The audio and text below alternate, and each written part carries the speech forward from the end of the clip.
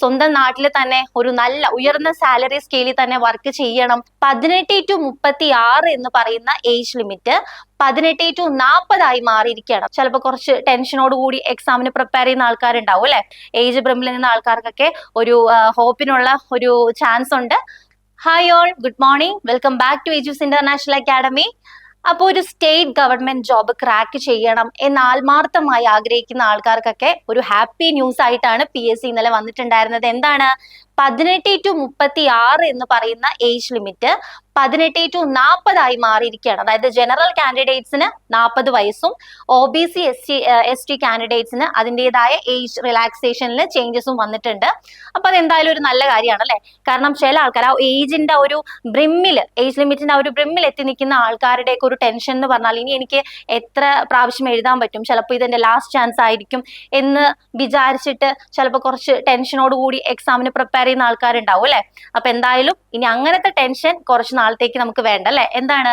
കാരണം ഈ ജനറൽ കാൻഡിഡേറ്റ്സിന് 18 തൊട്ട് 40 വയസ്സ് വരെ, അതായത് അപ്പർ ഏജ് ലിമിറ്റ് ആണ് അവർ കുറച്ചും കൂടി കൂട്ടിയിട്ടുള്ളത്.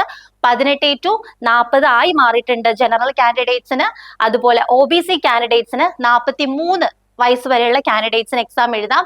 SC/ST കാൻഡിഡേറ്റ്സിന് എത്ര വയസ്സ് വരെയാണ്? 45 വയസ്സ് വരെയുള്ള കാൻഡിഡേറ്റ്സിന് എഴുതാം. അതെന്തായാലും നല്ലൊരു കാര്യമാണ് അല്ലെ. കാരണം കുറെ ആൾക്കാർക്ക് എന്താണ്, സ്വന്തം നാട്ടിൽ തന്നെ ഒരു നല്ല ഉയർന്ന സാലറി സ്കെയിലിൽ തന്നെ വർക്ക് ചെയ്യണം, അതൊരു ഗവൺമെന്റ് ജോബ് കിട്ടണം എന്നൊക്കെ കുറെ ആഗ്രഹമുള്ള ഒരു പറ്റം ആൾക്കാരുണ്ടാവും അല്ലെ. അപ്പോൾ അങ്ങനെയുള്ള ആൾക്കാർക്കൊക്കെ എന്തായാലും ഇത് ഭയങ്കര സന്തോഷം തരുന്ന ഒരു കാര്യമാണ്. ഒരു പക്ഷെ അവരുടെ ഉള്ളിലെങ്കിലും അവർ ചിന്തിച്ചിട്ടുണ്ടാവും, ഇനി എനിക്ക് എത്ര തവണ കൂടി ഒരു എക്സാം എഴുതാൻ പറ്റും, ചിലപ്പോൾ ലാസ്റ്റ് ചാൻസ്, ഞാൻ ഓൾറെഡി പറഞ്ഞല്ലേ ലാസ്റ്റ് ചാൻസ് ആണെന്ന് വിചാരിച്ച് ടെൻഷനോട് കൂടി എഴുതുന്ന ആൾക്കാരുണ്ടാവും. എന്ന് പറഞ്ഞ് ഉഴപ്പരുത്, സമയം ഉണ്ടെന്ന് ഓർത്ത് നമ്മുടെ കിട്ടുന്ന ടൈമിൽ മാക്സിമം എഫേർട്സ് കൊടുത്ത് നല്ല ഒരു ഇൻപുട്ട് കൊടുത്താലാണ് നല്ലൊരു ഷൈനിങ് ഔട്ട്പുട്ട് നമുക്ക് എന്തായാലും ഉണ്ടാവുള്ളൂ. സോ ഈ ഒരു പുതിയൊരു അപ്ഡേറ്റ് എന്ന് പറഞ്ഞാൽ നിസ്സാര കാര്യമൊന്നും അല്ല. അതെന്തായാലും ഗവൺമെന്റ് ജോബ് കിട്ടണം എന്ന് സിൻസിയർ ആയിട്ട് ആഗ്രഹിക്കുന്ന ആൾക്കാർക്ക് വളരെ വലിയൊരു റിലീഫ് തരുന്ന കാര്യമാണ്.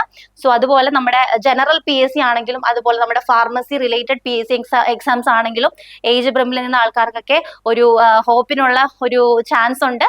സോ എനിവേ, നന്നായിട്ട് പ്രിപ്പയർ ചെയ്യുക. Best wishes for your future. ഇതുപോലുള്ള യൂസ്ഫുൾ അപ്ഡേറ്റ്സ് ഒക്കെ അറിയാനായിട്ട് നമ്മുടെ എജൂസ് അക്കാഡമിയുടെ ചാനൽ ഫോളോ ചെയ്യുക. താങ്ക്